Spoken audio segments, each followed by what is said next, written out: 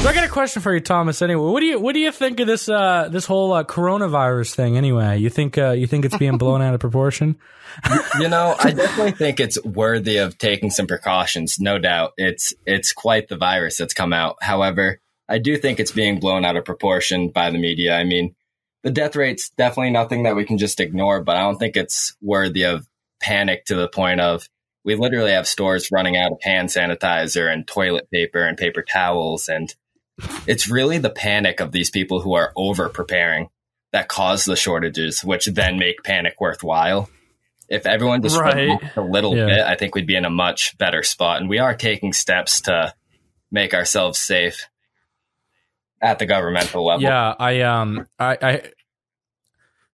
I've seen some. So I was watching Fox the other night, and I was saying they were criticizing Trump's choice to put Mike Pence in charge on the whole coronavirus thing, and I don't know. I think it's more or less in Asia, you know, China and all that. I don't think it's really something we should worry about over here as much. Well, Gage, I think you said something there that's pretty pivotal, because Trump took something that he could have power over, and he chose to hand it down to someone so that he can better do his job, which is really big, because most people in power in most countries, they won't let down that power. They want ultimate power.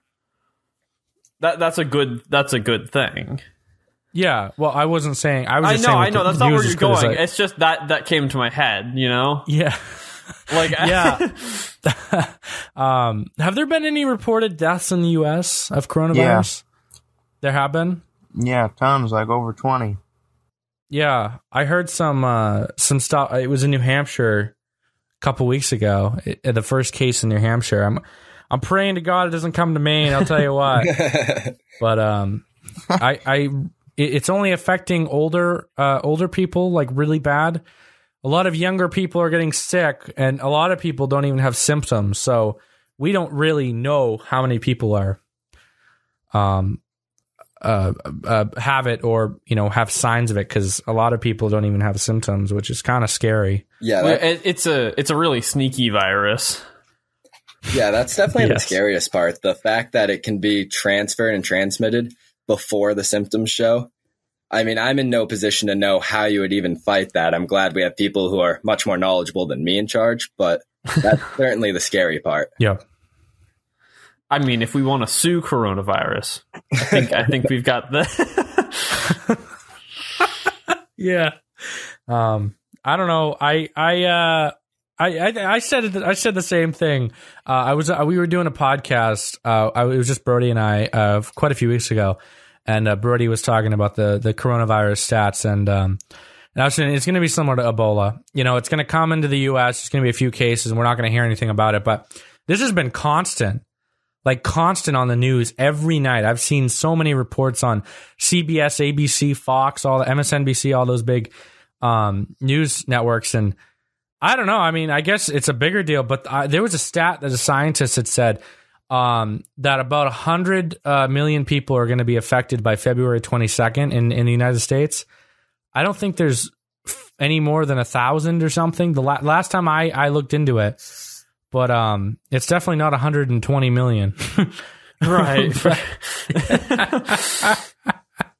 But yeah, I don't know. Just praying to God that it doesn't come to. I'm glad we live in rural Maine. I mean, Maine. We have the best not situation, but we're in the best position for this.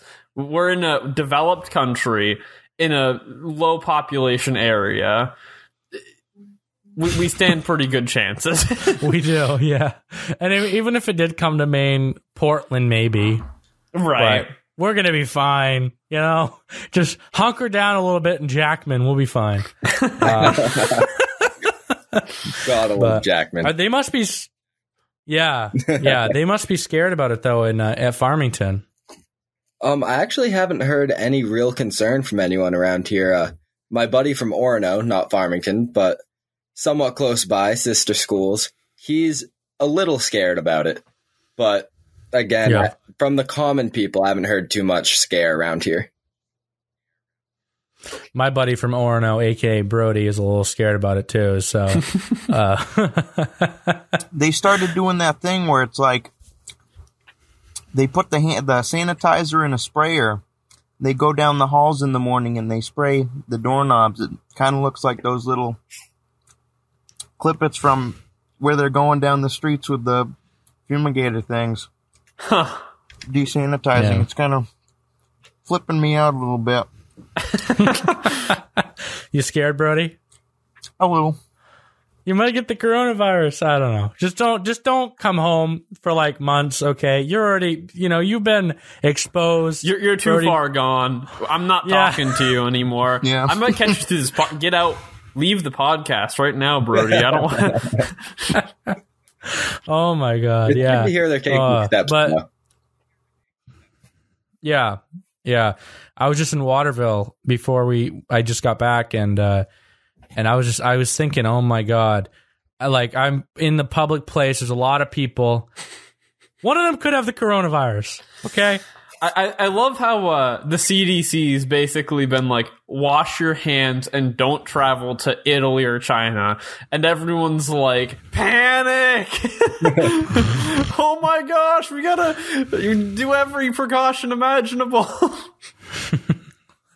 Well, I mean, it is a scary disease that a lot of people are scared of, Isaac. I mean, just it'll run its course. Let it run its course, and before you know it, we'll be on to the next thing.